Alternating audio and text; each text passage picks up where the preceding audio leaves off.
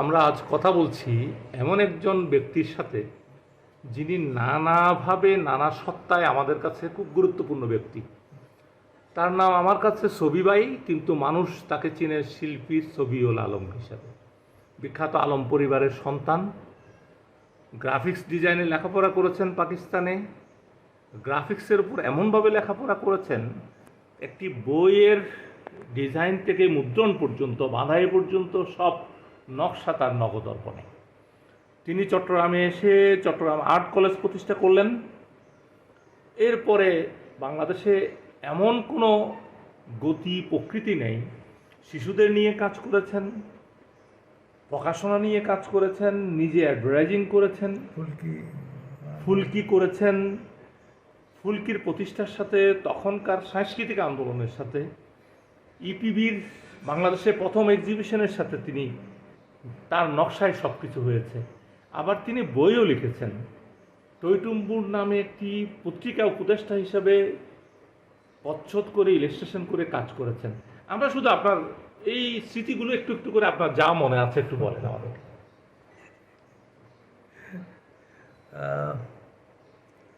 আসলে আমি তো বক্তা নই। জাকির সাহেব যেভাবে করলেন সেটা আমার দ্বারা হয় না, তবু ছিটেফোঁটা যদি কিছু বলতে পারি ভালো লাগবে। চট্টগ্রামের ভাষার কথাটা আপনি যেহেতু তুললেন, এটা আমার খুব ভালো লেগেছে। আমি তো ফাঁকে ফাঁকে ওই কাজটা একটু আগাই আর কি। তো গত 2-3 দিন আগে এই চট্টগ্রাম ভাষা নিয়ে বন্ধুবান্ধবের সাথে আলাপ হচ্ছে, তখন আমি কিছু কথা বললাম। হ্যাঁ, সেটা আপনারা যারা ভাষার প্রতি ইন্টারেস্টেড, ভাষা অনেক ভাষায় আছে, হ্যাঁ, কিন্তু চট্টগ্রামের ভাষাটা আমরা যেভাবে মূল্যায়ন করি সেটা অত্যন্ত ক্ষুদ্র পরিসরে আমরা মূল্যায়ন করি। হ্যাঁ, এটা চট্টগ্রাম ভাষা অন্য ভাষার চাইতে এগিয়ে আছে। এবং আপনারা জানেন কিনা জানি না, আপনি তো বের করেছেন যে ভাষা আমি বাংলার অভিধান। হ্যাঁ, বাংলার অভিধান, আমি বাংলায় ইংরেজি অভিধান। জি। তো সেখানে আমাদের অন্যান্য আঞ্চলিক ভাষা অনেক আছে, কিন্তু চট্টগ্রামের ভাষাকে আঞ্চলিক ভাষা বলে চালিয়ে দেওয়া যাবে না। It is much more than that. আমরা শুধু এখন একটু যদি ব্যাকরণটা করে ফেলেন, তাহলে কিন্তু ইট বিকামস এ ল্যাঙ্গুয়েজ। এটা আঞ্চলিক ভাষা বলে নেয়, কারণ এই ভাষার মধ্যে সব কিছু আছে। এত কিছু আছে সেটা তো এক কথায় বলা যাবে না, তবু ফ্যাট ফোরের, হ্যাঁ, ফ্যাট ফোরের, মন ফোরের, হ্যাঁ, হতে মারে মা আর তো হ্যান ফ্যাট ফোর দেওয়া দেবো আইল গেল, কিন্তু কিছু করে না হইলাম। হ্যাঁ, তো আনা যাতে নর্মা এই 80 মধ্যে আসছে দেখ আনাটা, তার আগে এনে আসা চাওয়া আছে। তো ইয়ে লই বহুত আনারা ঠাট্টা করতাম, সানকে ইয়ে বাসা হইলে ঠাট্টা করতাম, ওদের কী হয়, কী হয়। সানটার মধ্যে একটা অনুষ্ঠানের দিকে বেশিরভাগ অন্য জেলার মানুষও আছে। হ্যাঁ, তো এগুলো কিছু বাক্য শব্দ হয়, এটা কী হবে, এটা কী হইল, এটা কোনো কথা হইল। আমি কিন্তু খুব শ্রদ্ধার চোখে সানকা ভাষার ইয়ে করি। তো যেমন আমার আর ভাই আর লম্বা ইয়া থালায় দিয়ে দেয়, আচ্ছা রাত খাবার হয়ে যাবে বলতে গেলি। তারপরে যে আমি খেয়াল করছি আর ভাষার মধ্যে সংক্ষিপ্ততার একটা ইয়ে আছে। তো যেন পাগল সানকে ভাষার মধ্যে ফল, মধ্যেরটা বাদ, ছাগল, সল, হ্যাঁ, এগুলো আর কিছু শব্দ আছে যোন খৈরে শেয়ার করো জাতীয়। তারপরে সানকে ভাষার কিছু স্পেশালিটি দি অনর কীভাবে হাসি ঠাট্টা মস্করার স্কোপ আছে, বাট ধর্মীয় অনুভূতির বিষয়ে কিন্তু আছে। তারপর বয়স অনুযায়ী বিভিন্ন জন হাসে কিরম লাগে, যেন আমরা বহুত গান গাই, আঞ্চলিক গান, অমুক গান, সমুক গান বহুত গাই। কিন্তু সার্গে ভাষার মধ্যে কিছু কিছু গান আছে যে অতুলনীয়, কেউ হলে তুলনায় করে থাকতে হবে অনেক। যেন যে বিষয় শোন, সার্গে ভাষার বিষয় খুব অদ্ভুত অদ্ভুত। আমরা কিন্তু নন চিটকটিয়ান, এটারা কিন্তু ইয়ে ন বুঝে।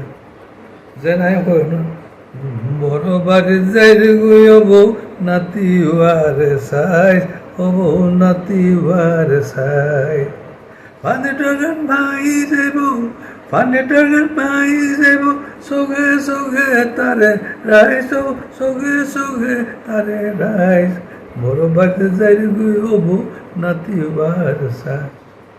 আর আছে বলা নগর। তো এই যে ফান্ডের গান ভাই যাইব, সগে সগে রাইস, ওর শাশুড়ি বহুত বছর বাদে বড় ভাই জাত দেয়, ফ্যামিলি হয়ে গেলেও তার বড় ভাইয়ের টান্নতায়, কিন্তু তেইতে এই যে বুড়ি বুড়ি হতে আর নাতি করে সাল সগে সগে রাখবে ফান্ডের গান ভাই যাইব। আর যারা সানকে ইয়ে তারা কিন্তু ইয়েন বুঝে, কিন্তু দনছিটি করে ইয়েন বুঝদুন ফান্ডের দরকার ভাই যাবে মানে প্রশ্ন হতেন গরিব এটা একবারে কোনো আগামাথা নেই। তারপরে ইয়েন শোন ওই যে মা সারা নাতিবা হয়তো নসাইবা খোলাইছে তুলি রেখি বসকানা শিক্ষা, এত শিক্ষা তো জানো না ওরা, হ্যাঁ এত কিন্তু ইয়ান আসেনি পছন্দের মানুষ ইয়ান খেতে চাইছে ওদের। ও আজকে কি ইয়ার দিতে না, ইলিশ মাছ দিতে না, হ্যাঁ ওদের ওই রাখি দে, ওই নষ্ট যাতে নয় শিক্ষা। তুমি মাছ সালনতা কিলে, মাছ সালনতা কিলে, দুধ মাখি ভাত খাবে সব, দুধ কালা দিয়ে সাই, বড় বারে নাইব যাই বউ নাতি বার সাইজ। কত বড় দায়িত্ব দেয়, তো না দিলে চিন্তা অনর্থাতে বহুত এনে দ্বারা বোঝা এতে মহিলা হল আর কি, যারা বয়স্ক এতেরা পরিবারের হেড যেন হইব হোক, কিন্তু এবার কত টাইম তোর রে চা নাস্তা দি, কত টাইম দুজের বাতুন দিতে ও দেরি নয়।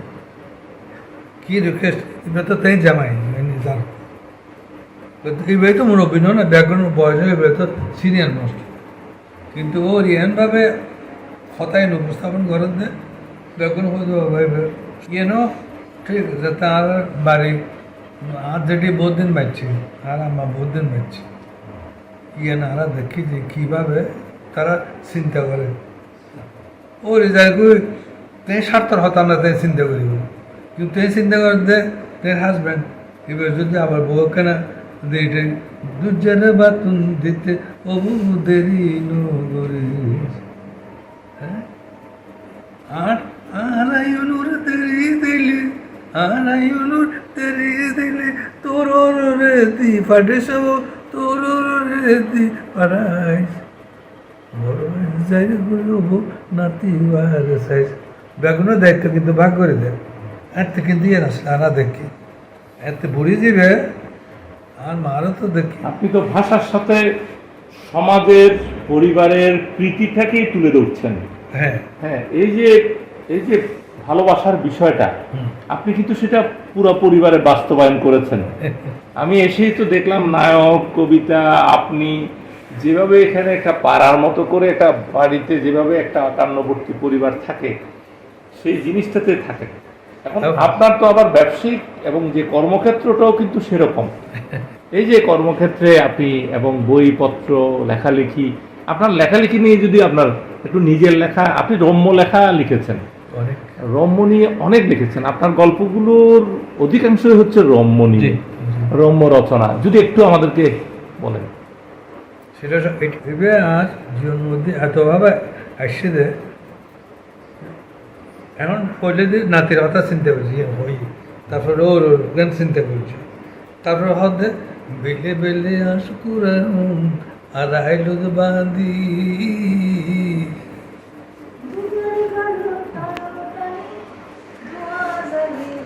দুধুর গাই গোতাইলো তানি ধোঁয়া জালি সদ্দুর চিন্তা। আর ওই তো মশা হওয়া এটা লাই দুধ জ্বালিয়ে রে দিতে হইয়া হবে কত চমৎকার বিষয় অনেক আলো করে এনগুই। তো লাস্টের সং দিয়ে যে আটক বেশি আর সুবেরি থম কিনিস ওর ইয়ে হ্যাঁ পোকা টানে, হ্যাঁ। তো তারপর হইলে লাগে বিভিন্ন কারণ দিয়ে আমাদের আটক বেশি বেলে বেলে আসকুরাম আর বাঁধি দুধুর গাই গোতাইলো তানি ধোঁয়া জালে। এর থেকে মশায় উপদ্রব করতো, কিন্তু আমার চকুর দেখা, হ্যাঁ।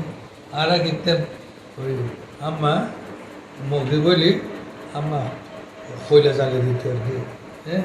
তো ইন লইলে আর দায়িত্ব আছে কিন্তু বিভিন্ন আমরা হিন্দি গেলাম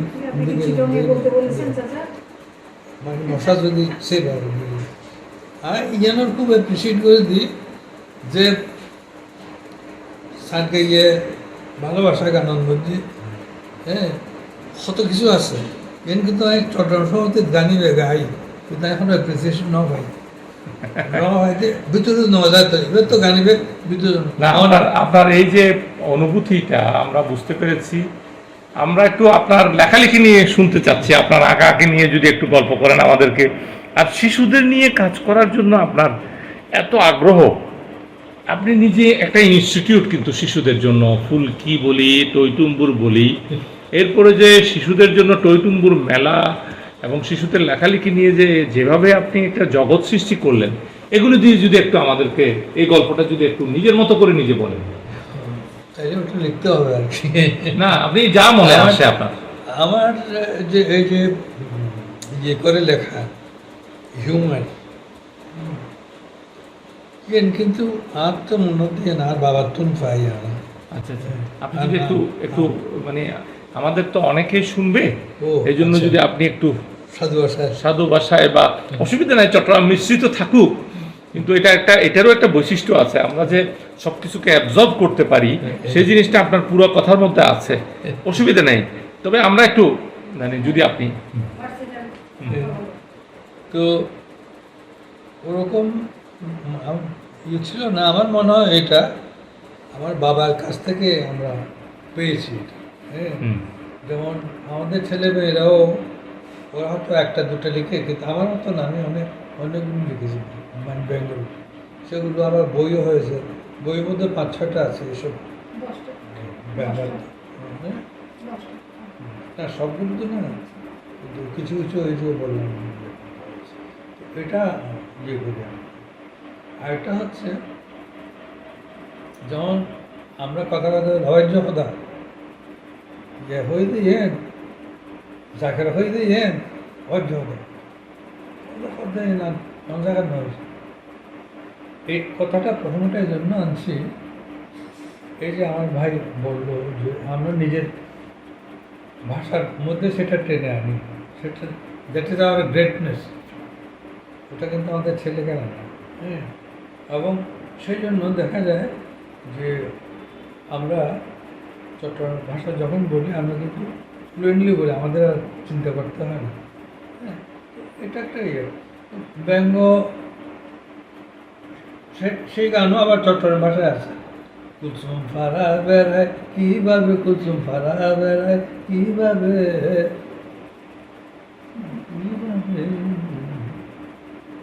ওই ওর কুলসুম ওর হাজব্যান্ড ওই রেঙ্গুনে চলে যেত, তখন চর্চা খেয়ে যেত, ইবের আইয়ের দেখে উনি রেঙ্গুন রওনা দিয়েছে, কিন্তু তার খবরটা ওর পান না। তারপরে অনেক কষ্ট করে ওরা বউ দেখলো যে সামনে বার্মেস মেয়ে বিয়ে করে ওখানে, এটা চট্টগ্রাম নিজেদের একটা না এই কালচারটা আছে, এটা হ্যাঁ এবং ছিল। হয়েছে কি তো বিভিন্ন ভাষার প্রতি কিন্তু আমাদের একটা আকর্ষণ আছে, আমরা কিন্তু অন্য ভাষায় ঘৃণা করি না। হ্যাঁ, এবং সেই জন্য যে কুলসুম ফারাকে, হ্যাঁ, কুলসুম খাতু অসজ্জামাই এই কথা আছে, বুঝলেন? তো ও এত নিশ্চিন্ত ফারা এখানে গুড়ের বেড়া এটা যার ওটা যার জাকির বাড়ি বসা যায়, অন্য বসা যায়, হ্যাঁ, কি সেটি সব কিনবে বিষয় যে জামাই যাতে এই খাইতে পারে অনেক কিছু নেই, চুরিটা হাতেই নগরে। হ্যাঁ, তো মানুষের গান বুঝি না, কুসুম ফাড়া বেড়া কীভাবে কেন এতে জামাই নেই, এতে হয়তো ঘুরি ঘুরি বেড়া। তো এটার মধ্যে আবার ওরা কতগুলো ইয়ে দিয়েছে। প্রথমত সে তার গরুগুলো বিক্রি করে গেছে। হ্যাঁ, মানে ওর তো পেটের সমাধান করতে হবে, সেটা করার পর ওর একটা জায়গা ছিল, জায়গাটা বিক্রি করে দিয়েছে। তারপর হলো যে একদম লাস্টে হচ্ছে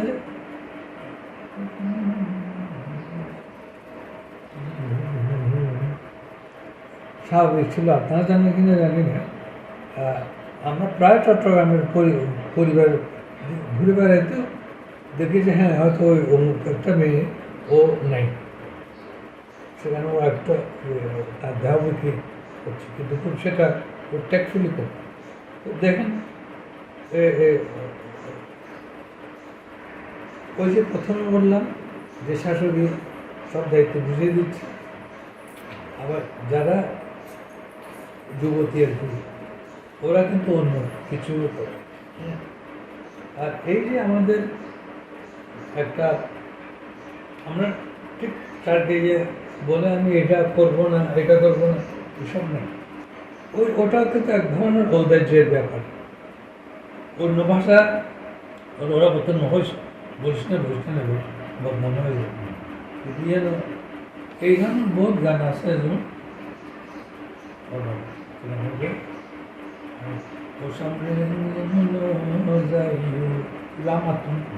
আচ্ছা আজি আয় আনলয় আটকানা হতাশ হয়ে একনা অনর জীবন উন্নীত মানে প্রচুর পচ্ছদ গুজন, প্রচুর বইয়ের ইলাস্ট্রেশন গুজন।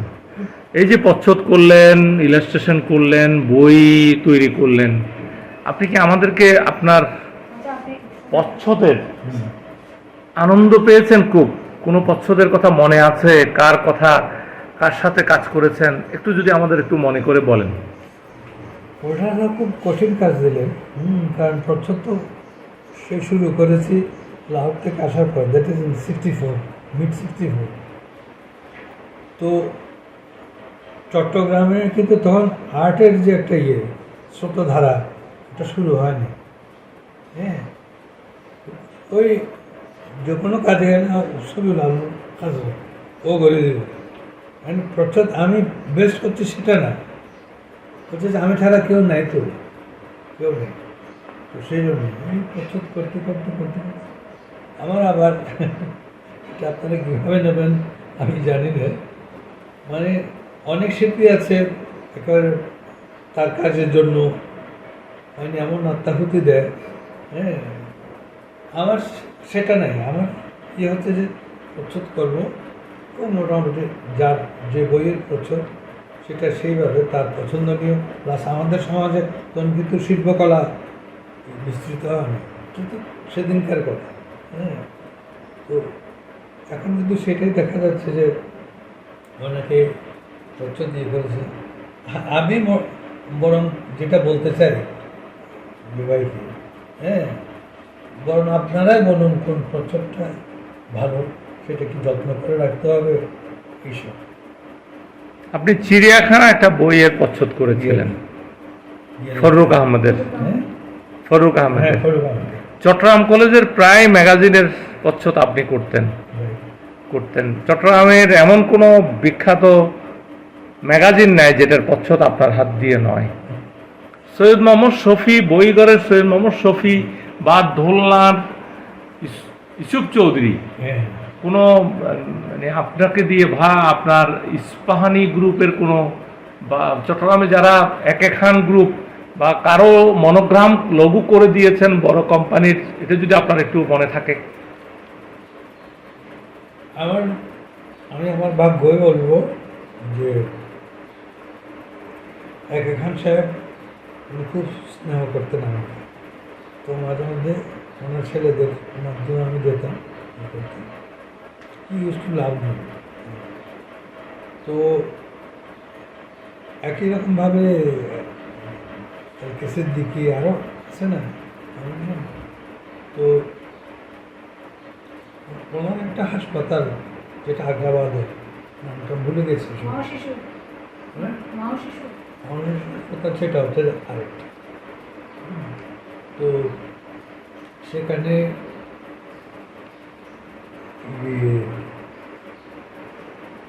যখন তো আমাকে ইউনিফর্ম সই ভাই আমার হাসপাতাল মানুষজন যাতে চিনে যায় আর আলাদা করিয়ে একটা পোশাক মানে ফ্যাশন ড্রেস কস্টিউম হাসপাতালের, হাসপাতালে এখানের প্রতিষ্ঠিত হাসপাতালের ড্রেসের কস্টিউম করতে আপনাকে বলেছিলেন? বাহ, এটা একটু বলেন না আমাদেরকে। না, এটা বলার ফি আছে, এটা জাস্ট ওনাদের আগ্রহ হয়েছে যে কারণ হাসপাতালটা খুব দ্রুত বড় হয়ে গেল হ্যাঁ, তো তারা বলে যে হাসপাতালেরও ওই যে নার্সদের একটা ইয়ে থাকবে, হ্যাঁ, তো সেটা করে দিলাম। আরও কিছু ইন্টারেস্টিং জিনিস বলি, এগুলো ভাবতে লাগে। চট্টগ্রাম একমাত্র চট্টগ্রাম ভাষাতেই দুটো নো আছে, নেগেটিভ, না আগে অথবা পরে। হ্যাঁ,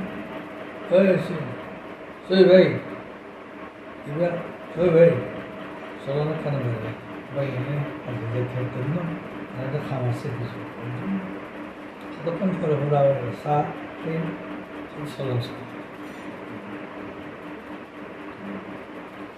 ভাবে দিকগুলো অন করে তো তো অনেকবার আপনারা বললেন আমি যেতেন অসুবিধা আছে, যাতে আমি নটা তো লাস্ট। এখন উনি আবার আমাকে এটা বলেন, মানে আমাকে উত্তপ্ত রাখতে চাচ্ছেন আর কি। হ্যাঁ, তারপরে আবার যখন বললেন সবিউল আলম বিরক্তি হয়ে গেল, নজাইম বলে হোক দিন নজাইম, এখন কিন্তু যেতাম না বলি সে বলেন নজাইম বলে হোক দিন, তখন কিন্তু আপনার একটা মা করতে হবে। খেয়াল করেন জিনিসটা, চট্টগ্রামের মানুষদের সাথে একটু মানে সুন্দর করে আপনার ব্যবস্থা করা, এটা কিন্তু তখন আওয়াজ ছিল। তো নজাই দিন তখন কিন্তু আপনার বুঝে নিতে হবে যে আরেকবার রিকোয়েস্ট করলে খুব গরম হয়ে যাবে, নটার সামনে আনা হয় যখন খুব বিরক্ত হয়ে যাবে। আচ্ছা, আমি একটু আপনার কাছ থেকে এই যে মনোগ্রাম বা প্রচ্ছদ নিয়ে আপনি কিন্তু একটু দু একটা যদি নাম বলেন, কোনো কোম্পানির মনোগ্রাম করেছেন? কোম্পানির বলা হয়ে থাকে, আমি হচ্ছে যে বাংলাদেশে সবচেয়ে বেশি লোগো মনোগ্রাম আমার দ্বারাই হয়েছে। হ্যাঁ, তো সেটা অনেক আছে, হয়তো নামও মনে পড়ে না। যেমন আপনার চট্টগ্রাম মা হসপিটাল, সেটা আমি মা ও শিশু হাসপাতাল সেটা করে আগ্রাবাদে। হ্যাঁ, চট্টগ্রাম সমিতি বেসিক্যালি আর করা এরকম সমিতি কোম্পানি অমুক সমূহ, আর এখন স্যার আর তো দেখতে একটু, তো সেগুলো দিয়েও অন্য করিয়েছে। আগ্রাবাদ হোটেল, আগ্রাবাদ হোটেলটা আমি করিনি। আচ্ছা, কিন্তু এছাড়া আমার ওই যে আমার কক্সবাজার সাইমন তো বটে, কিন্তু বলছেন মোশারফ বাঙিটা হ্যাঁ, আলবার্টাস হোটেল আলবার্টাস, এবার আর মাইয়া জামাই বুঝছি তো আব্বা এখানে গড়ে দিল। কিন্তু এক্সপোর্ট প্রমোশন গুরু এপিবি কইলের মেলায় কিন্তু আর আতর জি জি আপনার করা, হ্যাঁ। বলল আবু আলম চৌধুরী আপনার সাথে ছিলেন, মানে ওই যে হাসান আপনারা যখন কনসেপশন করেন, কনসেপশন এরপরে আপনি ঢাকায় চলে আসলেন, তো একটু মানে আপনি আপনার কনসেপশন থেকে কমিউনিকেশনে আপনি এরপরে টইটুম্বুর শুরু ঢাকায়, আপনি মানে চট্টগ্রামে ছিলেন আপনি একটা চলমান শিল্প, আর ঢাকায় এসে আপনি আপনার হাউসে বসে বড় বড় কর্পোরেট হাউসের কাজগুলি করা শুরু। আমরা এখন আছি সবিউল আলমের কাছে, যিনি লেখক হিসাবে, রম্য রচনার হিসাবে, শিল্পী হিসাবে, শিশু সংগঠক হিসাবে অনেক কাজ করেছেন। আপনি যদি আপনার এই যে মাল্টিপারপাস জগৎ নিয়ে যদি আমাদেরকে একটু বলেন। ভালোই বলেছেন। দেখেন কত এত বিচিত্র সব ঘটনার সমাবেশ চট্টগ্রামের ভাষাতে। হ্যাঁ, এটা আমার ছেলেদের যখন বলছে তারা একদম অবাক হয়ে যায়। একটা হচ্ছে যে আমি যে ভাষা নিয়ে কথা বললাম, তো একটা অনুষ্ঠানে এটা আমি কয়েকবার বলেছি, এই কথাটা অনেককে বলেছে আর কি। একটা অনুষ্ঠানে আমি গেলাম, সেখানে হচ্ছে যে বিভিন্ন ওই প্রকাশনা নিয়ে রাগাওয়াতের মধ্যে কান সভা করে আরও লেগে গেল। তো ওখানে আপনার চট্টগ্রামবাসী যেহেতু সবাই ওখানে, হ্যাঁ, এই কথা উঠতে উঠতে অনেক সুন্দর সুন্দর কথাবার্তা উঠেছে। হ্যাঁ, তো হয়তো ইনকি ভাষা কারণ ভাষা উঠলি না, যখন ওই বইটার যে পরিচিতি, তার ডিস্ট্রিবিউশন কিছু আবার বেচা কেনা হয়, ইউনুর মধ্যে আবার হতা আরও নানান দিল হতায় এসে। আর বন্ধু ডক্টর মনিরুজ্জামান আমরা ব্যয় টাকা রাখি আছে, ব্যয় রাখি বাংলার ডক্টর মনিরুজ্জামান। এটা কি ভাষা হলো সই ভাই? হ্যাঁ, কিন্তু তিনি কইতে জোরে ব্যাগুন শুননি, ব্যাগুন কিন্তু মুতাম তবে বলবে। আর নিবেজ্ঞ গেস্ট বিশেষ অতিথি বেখান কথা কই, তাই না একটু সফট। আমি জিনিসটাকে আরও নরম করবার চেষ্টা করলাম। আমি বললাম যে দেখেন, চট্টগ্রামের ভাষা যে বর্ণমালা আছে, এই বর্ণমালা 75% নন-চিটাগোনিয়ানরা ব্যবহার। কীরকম? আমি বললাম যে আমাদের যে বর্ণমালা ক, হ্যাঁ, এগুলো কিন্তু অনুজ্ঞাসূচক ক্রিয়া, অনুজ্ঞাসূচক ক্রিয়া মানে একখান আদেশ তাই। হ্যাঁ, তো শুরু করছি আমাদের খ খ বড় হ, তুমি এখন খ অনুজ্ঞাসূচক খ খ খ তাড়াতাড়ি খাইল ভাই। খ গ খ গ মানে গান গাও, ঘ ঘর্ষ, হ্যাঁ, স দেখো ছ সাইদ, হ্যাঁ, তারপরে ইন্ডিয়া করতে করতে করতে ফ মানে ভাবে ব বই, হ্যাঁ, সন চিন্তা করেছেন কি র তা এগুলো আরও আমি তাহলে দিন দেয়। তো এখানে খুব সুন্দর বিষয় যে এক ফলে দিতে হইলাম দেয় ওই 3 শব্দ দিবে, এবার 2 শব্দের মধ্যে আনে। হ্যাঁ, আর এমন দিন করতাম চাই এই বলতে উগ্র বর্ণমালার মধ্যে কিন্তু ক্রিয়া হয়েছে ব খ ধ দ, অন্য ভাষার ব্যাকগ্রাউন্ড তো না তো ইয়ান। কারণ আমার খুব কষ্ট লাগে যখন ভাবি যে চট্টগ্রামের ভাষা এত রিচ, কিন্তু আমরা কেউ সেটা গা করি না। এটা আমার ভাবতে খুব কষ্ট লাগে। এই ভাষা থেকে আর অনেক কিছু বের করা যাবে।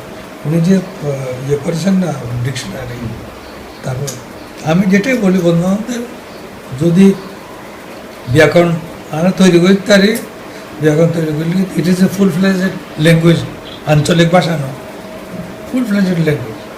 যে বাংলা, ইংরেজি, ব্যাকরণ একদম নাই তা তো নয়, আছে তো, কিন্তু ইয়ান আরও ভালো করে ইয়ান রিকগনাইজ করার দরকার। এবং সবিউল আলম ন যারা এসব লইয়ে কাজ করে এতে রাতে তারপর গেট ডিজাইন করলাম গড়াই দিয়ে অন্যটা তোমার সানকে লাস্ট দিকে আছে উনি খুব আগ্রহ করলেন যে চট্টগ্রাম সমিতির একটা গেট হতে হবে। তো গেটটা আমি করলাম, কিন্তু তারা যাকে দিয়ে যে করেছেন আর কি ফিনিশিং, সেটা খুব একটা ভালো হয়নি। হ্যাঁ, কিন্তু আমি ওটা করাতে কিন্তু চট্টগ্রাম কলেজটাকে ভালোভাবে বোঝা যেত, ইট ইজ ওয়েলকাম। এখন আপনারা জানেন গত 8-10 বছর ধরে কিংবা আরও বেশি এটা নিয়ে খুব কথাবার্তা উঠেছে। আমাকে অনেকে ফোন করেছে, অনেক পত্রিকার সম্পাদক এসে ইন্টারভিউ নিয়ে গেছে, কিন্তু ওটার কাজ করেনি। হ্যাঁ, তো বলে আমি বোধ একে লিখে দিয়ে বলে আইব খান কথা বাইর করে যেতে আইব খান ওর কিনলে এইবার তুলে দিচ্ছ কি বাংলাদেশের মানুষ না, হঠাৎ আইব খান কেন? যদি আরো উঁচুতর মানুষ হইতো। আসলে আপনি এটা লিখেছিলেন কি? হ্যাঁ, সেটা তো বলছে, এটা আসছে। তো আমার যিনি প্রিন্সিপাল মুজাফফর আহমদ, উনি আমাকে একদিন ডেকে পাঠালেন, গেলাম। আমার বাসা তখন চট্টগ্রাম কলেজের উল্টা দিকে, ওই যে রাস্তার পার্সিভেল হিল। ভেরি গুড, ওর তো মনত আছে। তো ওটা উনি আমাকে দিয়েছিলেন একে দিয়ে কাজ করবার জন্য। একে বললাম লোগো হিসেবে ব্যবহার করছি, কোনো নাও করে, কিন্তু আমার আরেকখান খারাপ দিক বলতে অনকান মানে উঁচুতে উঠবার আপনার একটা হয়তো চেষ্টা আছে, আমি সেটাতে বাগড়া দিলাম। এটা একটা খারাপ অভ্যাস, তুমি করতে না পারো না। আর অত উল্টা উল্টা রচনা লিখি পরে আরে ডাকে, হেঁটে ডাকে, হটে ডাকে, হত একে এইখান কিনলে তুমি অ্যাকোয়ার নলেজ, মনে রাখলাম অ্যাকোয়ার নলেজ, দ্যাট দুটা বর্ণ, ওইটা দিয়ে কিন্তু আমি পরিস্থিতি করছি। আইব খানের নাম কেন আমি দেব? আমি দিলে আমার বাবার নাম দিতাম, কথার কথা। আইব খান কি? আইব খান পাকিস্তান। মুজাফফর আহমদ সাহেব তো আপনাকে এটাও বলেনি।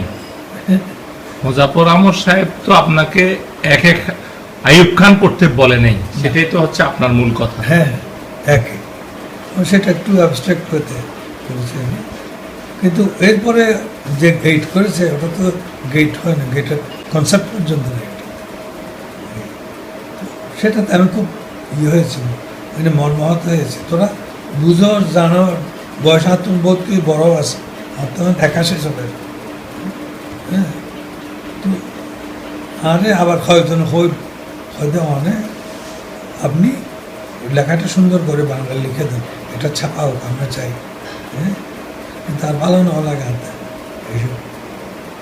তোরা বাঙি বেলালি এখন তোরা জেন বানাইস, তোমরা আপনারা যেটা এখন বানিয়েছেন সেটাতে তো কোনো কিছুই না, এটা তো গেটই মনে হয় না। এদিকে একটা ঢুকবার জন্য ওই যে টিকিট চায়, এই ওই ধরনের একটা করেছি। হ্যাঁ, আমার আশাটা কিন্তু ওনাকে নিয়ে যে উনি গত হওয়ার আগে এটা ওনার উপর একটা দায়িত্ব থাকলো যে চট্টগ্রাম ভাষাটাকে ভাষা হিসেবে রিকগনিশন দেওয়া, আঞ্চলিক হইতে না। এই যে মানুষকে যারা বাংলাদেশটাকে ভোগ করতে চাচ্ছে কিন্তু এটার প্রতি কোনো কন্ট্রিবিউট রাখতে চাচ্ছে না, তো সেরকম বিদেশি যারা আছে এরা ইংরেজ পেলে একেবারে জড়িয়ে ধরে।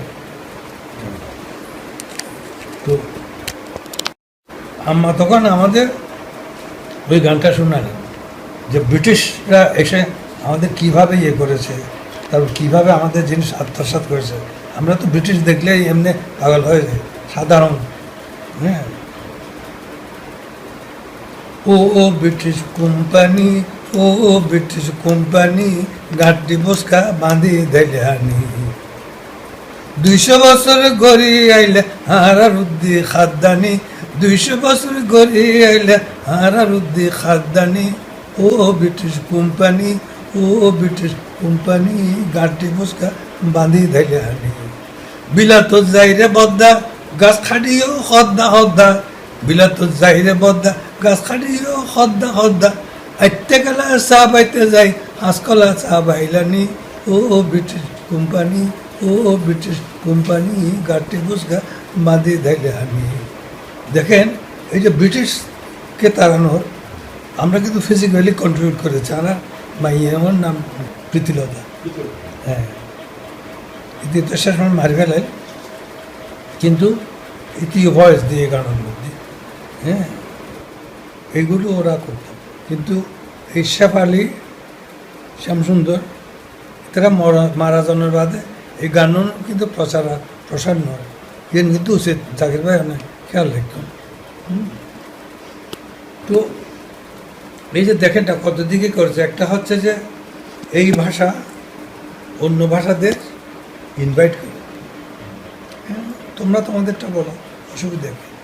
হ্যাঁ, কিন্তু তাচ্ছিল্য করে। এটা তো একটা বিরাট প্লাটফর্ম। ও ব্রিটিশ কোম্পানি ঘাটতে বসে বাঁধে দেয়, এই ব্যাপার লিখে দেয়। ব্রিটিশ হল যাতে আছে, পাকিস্তান নয়, এটা আরও আগের কথা। চিন্তা করে দেখেন।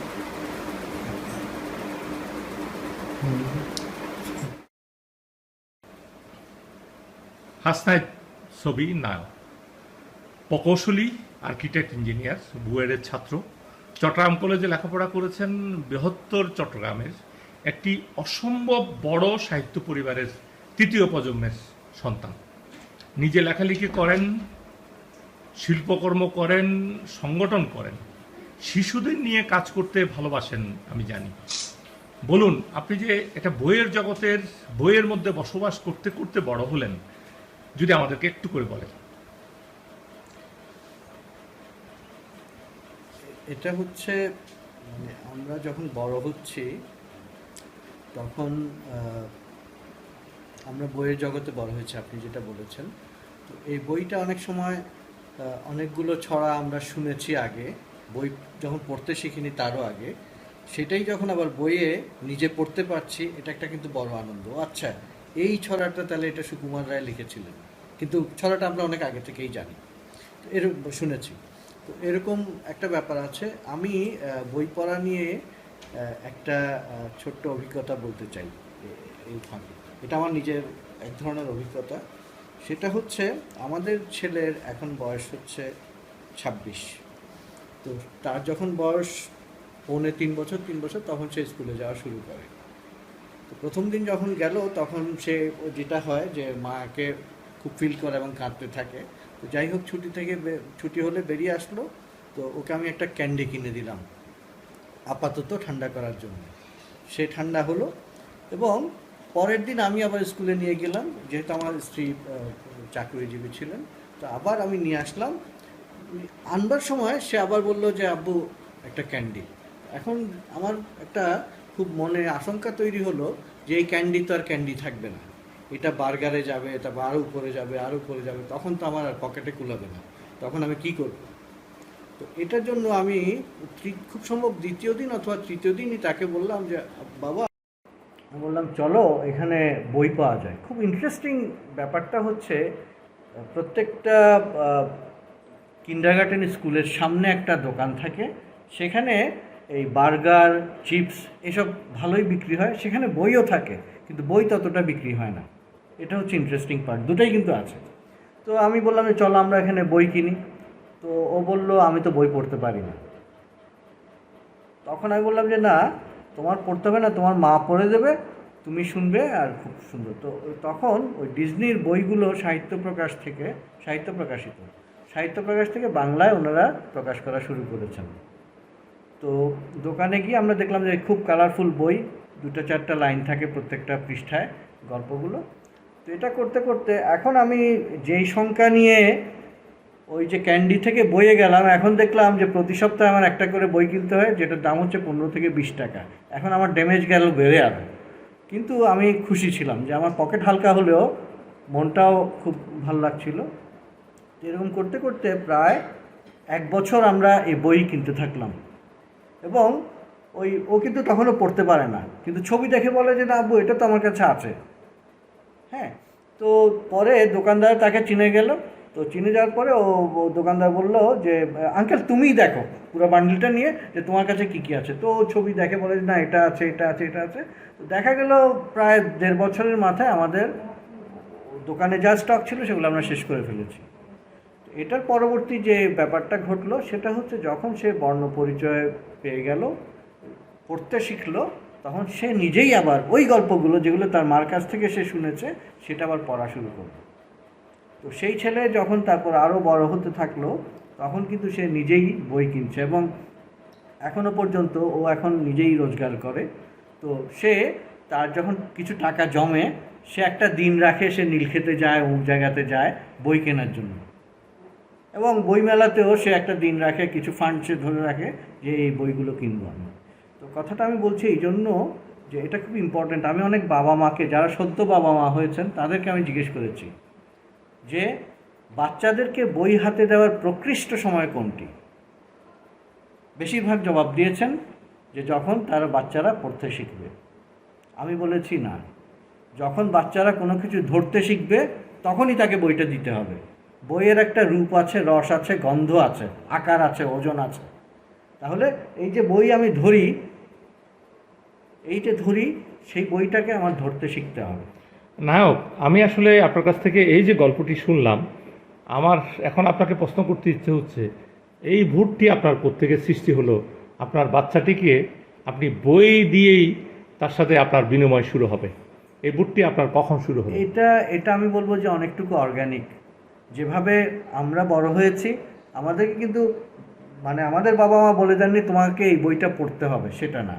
এবং আমার কাছে যেটা মনে হয় যে আপনি যদি আবহাওয়াটা সেরকম রাখেন যে আপনি বাচ্চাকে বই পড়তে বলবার দরকার নেই, কিন্তু আপনি পাশে বই রেখে দেন, সে যেরকম আরও একটা দুইটা জিনিস ধরছে, তখন কিন্তু বইটাও দেখবে যে এই জিনিসটা কী।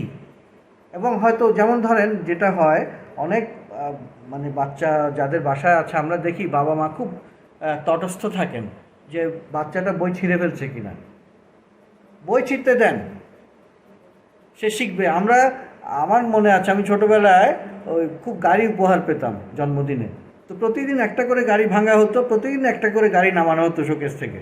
এবং আমার মাকে আমি বারবারই বলতে থাকতাম যে আরেকটা গাড়ি দাও। তো মা বলতেন যে তোমাকে তো কালকে দিলাম, ওটা তো ভেঙে ফেলেছ, আর ভাঙবো না, ওই নাছর বান্দা, না দেওয়া পর্যন্ত শান্তি নেই। অবশেষে আমার মা বাধ্য হয়ে আরেকটা গাড়ি দিতেন, সেটাও আবার 2 দিনের বেলায় শেষ। কিন্তু এই যে গাড়ির প্রতি আমার একটা আগ্রহ, সেটা কিন্তু এখনও আছে আমার। সে কারণে সেইভাবেই বলছি যে আমি যেরকম অন্য অনেকগুলি জিনিসের প্রতি আমার আগ্রহ জন্মায়, সেইভাবে বইটারও জন্মাবে, কিন্তু বইটা থাকতে হবে সেখানে। এই যে বইয়ের মধ্যে যে আপনার আগ্রহ জন্মালো, হ্যাঁ, সেটাতে আপনার মধ্যে বা সমাজের মধ্যে এই দুইটার মিথস্ক্রিয়ায় কি পরিবর্তন আপনার আসলো এবং আপনি আনতে চেষ্টা করলেন?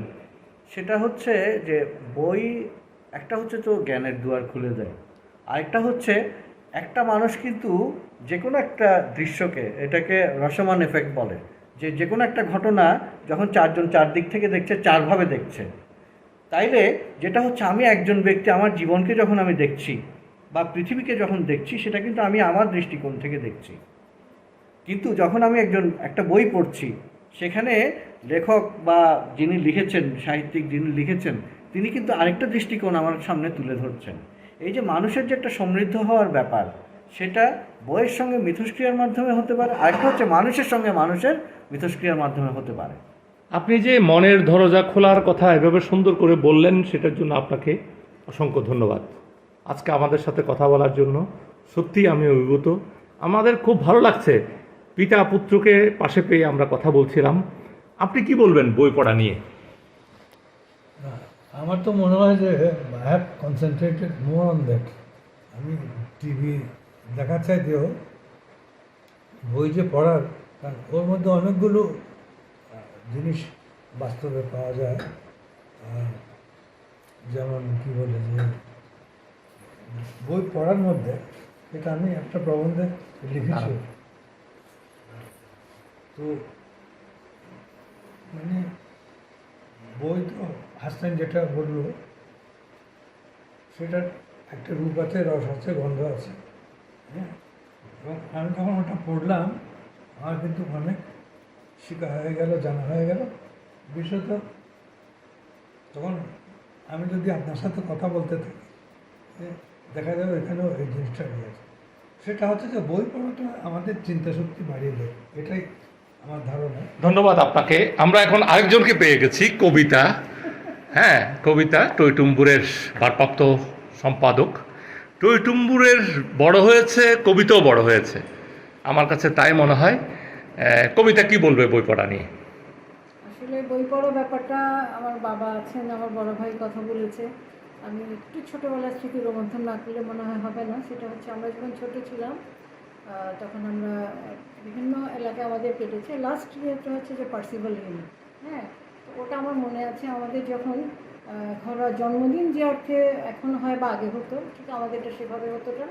আমাদেরটা হতো একটু ঘরোয়া কোনো প্রোগ্রাম হচ্ছে, সেখানে সবাই পার্টিসিপেট করছে বাচ্চারা, আর সেখানেই আপনার যারাই আসতেন ওনারা হয়তো জানতেন যে জন্মদিন, যে কেক যে কাটা হবে এমন কোনো কথা নেই, একটা জমায়েত হতো সবাই। তো ওখানে সবার হাতে দেখতাম সবাই বই আনতেন, হ্যাঁ। তার কারণ সবাই জানতেন যে এই আচ্ছা, এটাতে আপনার কি লাভ হয়েছে, বা আপনার মধ্যে মনোজগতে আপনি এই যে বইটা পেলেন হাতে করে, হ্যাঁ সেটা যদি আমাদেরকে একটু বলেন। অবশ্যই। সেটাতে আমাদের যেটা লাভ হয়েছে, আমরা 3 ভাই বোনই লাভবান হয়েছি। সেটা হচ্ছে প্রত্যেকেই দেখি আত্মীয় স্বজন বন্ধু বান্ধব সবাই আমাদের জন্য বই উপহার আনে, হ্যাঁ। তো আমরা খুব খুশি। আস্তে আস্তে আমরা করলাম কি, এত বই একেবারে মাটি থেকে এত পর্যন্ত, হ্যাঁ, উঁচু এরকম। তো ওগুলো দিয়ে আমার বাবা বললো তোমাদেরকে আমি একটা লাইব্রেরি করে দিচ্ছি। তো সেই লাইব্রেরির নাম রাখা হলো আমাদের 3 ভাই বোনের আদ্যক্ষর দিয়ে। আমার বড় ভাইয়ের নাম নায়ক, আমার নাম কবিতা, আমার ছোট ভাইয়ের নাম সুমন। তো সেভাবে কিন্তু নাকশু লাইব্রেরি নাম। আচ্ছা, নাকশু লাইব্রেরি নিশ্চয়ই এখন অনেক বড় লাইব্রেরি হয়ে গেছে, আপনাদের শাখা প্রশাখা বৃদ্ধি পেয়েছে, আমি বুঝতে পারছি। এই শাখা প্রশাখার একজনের সাথে এখন একটু কথা বলছি। আপনার মধ্যে বইয়ের কি প্রতিক্রিয়া আমি একটু শুনতে চাই। আসসালামু আলাইকুম। এটা হচ্ছে চতুর্থ প্রজন্মের সাথে আমি কথা বলছি, সবিউল আলম পরিবারের বা আলম পরিবারের। হ্যাঁ, আচ্ছা, আসসালামু আলাইকুম। আমি জার্রাফ, আমার নাম হয় সবিউল আলম। তো বই পড়ার ব্যাপারে যে ব্যাপারটি নিয়ে আলোচনা হচ্ছিল সেটা হচ্ছে বই এমন একটা মাধ্যমই বলা যায় যে মাধ্যমে আসলে নিজেকে বিকশিত করা এবং নিজেকে জানার যে একটা অভিপ্রায় সেটা আসলে বইয়ের মধ্যে তৈরি হয়। আরেকটা ব্যাপার হচ্ছে বই, যেটা আমি আমার মানে পরিবার বা আমি আমার এখন পর্যন্ত যে বয়স এইটা দেখে জেনেছি, সেটা হচ্ছে বই হচ্ছে মানুষের সর্বোত্তম বন্ধু। একটা কথা ঠিক যে বই পড়ে আমরা অনেক রকম জিনিস যখন জানছি, তার মানে বই পড়ে আমি আসলে নিজেকে আবিষ্কারও করছি যে আমি আসলে কতটুকু জানি বা আমি আসলে কতটুকু জানতে চাই। তো বই এই জায়গাটাতে আমার কাছে মনে হয় যে এখন বইমেলা হয় আরো অনেক রকম। আগে আপনাদের সময় আপনি তো পেশায় প্রকৌশলী হয়ে উঠেছেন, গ্রাজুয়েশন স্থপতি, আপনি গ্রাজুয়েশন শেষ করেছেন, তারপরেও বই আপনার উপর যে প্রভাব বিস্তার করছে, হ্যাঁ। আপনার পেশায় এই বই কি প্রভাব বিস্তার করে? পেশায় বলতে হচ্ছে যে বই এমন একটা জিনিস, বই কিন্তু আমাকে প্রতিনিয়ত নিত্য নতুনভাবে আমাকে জানানোর চেষ্টা করছে যে বই একটা এমন একটা মাধ্যম যেটাতে আসলে আমরা নিজেদেরকে সবসময় নিজেদের অজ্ঞতাকে জানাই যে যে জানি। তো বই স্থাপত্য যে চর্চা বা স্থাপত্যবিদ্যা, এটা তো অনেক ভূমিকা রাখছে। আমরা শুনে খুবই আনন্দিত হলাম। আপনি আরেকদিন আপনার সাথে আমি এসে আরও কিছুক্ষণ কথা বলবো, বিশেষ করে আপনার লেখালেখি নিয়ে। আজকে এই যে সময় দিলেন, এটার জন্য আমরা খুবই আনন্দিত আপনার কাছে। আপনার এই হাসিটি অমলিন এবং অব্যাহত থাকুক। ধন্যবাদ আপনাকে।